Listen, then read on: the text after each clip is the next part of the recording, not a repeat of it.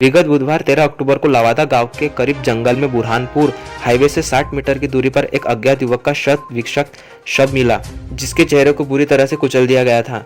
साथ ही उसकी शिनाख्त न हो सके। मृतक के शरीर पर एक भी कपड़ा नहीं था, बल्कि सबसे अजीब यह था कि उसकी लिंग को कपड़े से टुकड़े से बांध दिया गया था। साथ ही घटनास्थल पर दोपहिया वाहन से कुछ टूटे फूटे कल पुर्जे पड़े थे। ऐसे में पुलिस ने अपनी जांच शुरू करते हुए मौके पर श्वान पथक को बुलाया गया और श्वान पथक ने टूटे हुए कल पुर्जों के आधार पर लवादा गांव में एक दुकान के सामने खड़े दोपहिया तक पुलिस दल को पहुंचाया। जांच के दौरान पता चला कि यह दोपहिया ठाकरमल गांव निवासी रमेश दारसिम्बे की है, जिसे पुलिस ने तुरंत ही अपने हिरासत में लिया, जिसके बाद पूरे मामले का सच सामने आया। पुलिस हिरासत में लिए जाने के बाद रमेश दारसिम्बे से पूछताछ के दौरान बताया कि मृतक का नाम बासपानी गांव निवासी 22 वर्षीय अन्ना गंगाराम धांडे है और वे दोनों साथ में हमाली का काम किया करते थे। मंगलवार की रात दोनों दोस्त दारसिम्बा में दोपहिया पर सवार होकर ऐसे ही घूमने फिरने के लिहाज से निकले थे, किंतु लवादा गांव के पास उनकी दोपहिया सड़क हादसे का शिकार हो गई। इस हादसे में अन्ना के सिर पर जबरदस्त चोट आई और काफी सारा खून बहने लगा। इस समय रमेश दारसिम्बे यह सोचकर डर गया कि अगर अन्ना मर गया तो उसे पुलिस पकड़ लेगी। ऐसे में उसने बेहोश पड़े अन्ना को रास्ते के किनारे जंगल में ले जाकर एक सागौन वृक्ष की आड़ में डाल दिया। यहाँ पर अन्ना का शर्ट निकालकर उसका गला घोट दिया। साथ ही अन्ना की शिनाख्त न हो पाए इसके लिए एक पत्थर उठाकर अन्ना के सिर पर कुचल दिया।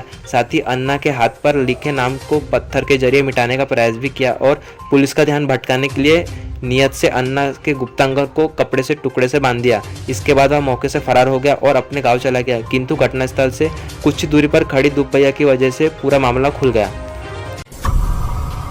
पुलिस आयुक्तालय अंतर्गत आने वाले माता खिड़की परिसर में शुक्रवार की रात युवक पर चाकू से हमला कर जान से मार डालने की कोशिश की गई। युवक पर चाकू से हमला करने वाले आरोपी के खिलाफ कड़ी कार्रवाई करने की मांग को लेकर आज माता खिड़की निवासी आयुक्तालय पहुंचे। यहां पर सीपी डॉक्टर आरती सिंह को माता खिड़की परिसर वासियों ने निवेदन दिया और आरोपी के खिलाफ कड़ी कार्रवाई करने की मांग की।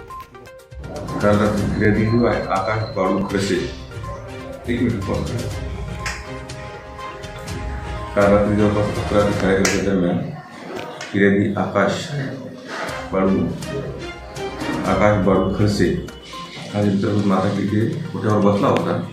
त्यावेळी त्या आरोपी तुला मारे आला आणि त्याने त्याला मी तुला मारतो ही धमकी देऊन त्यांच्यामध्ये झालेल्या जुन्या वादाच्या कारणावरून त्याने त्याच वेळी त्याला खिशातून चाकू काढला आणि त्याच्या खिशीत 5 वार केले। नंतर त्याला जखमी अवस्थेत दिल्ली दवाखान्यात ॲडमिट केलेलं होतं। त्यानंतर सध्या तो रेडियन हॉस्पिटलला ॲडमिट आहे। त्याचं बयान घेऊन जखमीच्या बयानावर आपण पोलीस स्टेशनला कलम 307 IPC अन्वये गुन्हा नोंद केलेला आहे। इसमें आरोपी कोई मिले आरोपी शोधासाठी टीम रवाना झालेली आहे। आरोपी अद्याप अटक व्हायचा आहे, तो लवकर आरोपी अटक होऊन जाईल। ठीक काय घटना काय झाली रात्री? दवाखान्यातून आलो आम्ही आणि त्यानं रस्त्यावर दिला पोराले। ह्या म्हणे मी येत नाही म्हणे, मी चाललं म्हणे घरी झोपतो म्हणे, तू येतं की नाही येत म्हणे, नाही म्हणे ते मागे मला असं आवाज दिला मारलं म्हणे, आता काय म्हणते म्हणा तू सांग म्हणे येतं की नाही येतं। मग ह्या गेला घरून गेला आणि तिकडून त्याला टाकून मारले, आम्हाला निरोप झालं। असं काय झालं? कोण मारले? विलास रामू वाघमारे। तुम्ही इथे CPO कार्यालयामध्ये कशासाठी आला?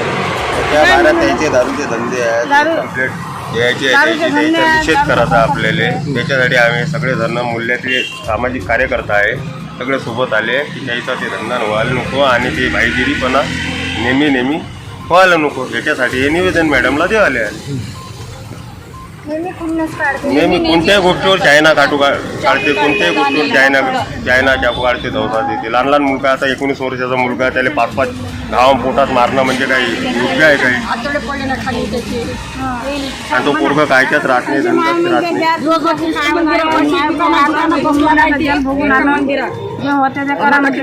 मंदिर आहे ना तिथं, दुकानात बसला राहते, दिवसभर बसला राहते, एवढं नाही कोणासमोर बोलत नाही, चालत नाही, बोल नाही करत घ्यावं लागतं।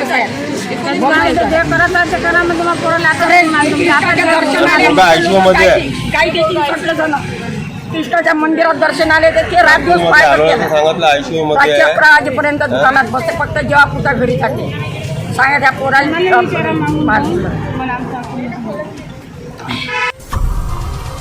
माता रानी की 9 दिन की सेवा के बाद 10वें दिन विजयदशमी का पर्व हर्षोल्लास के साथ मनाया जाता है।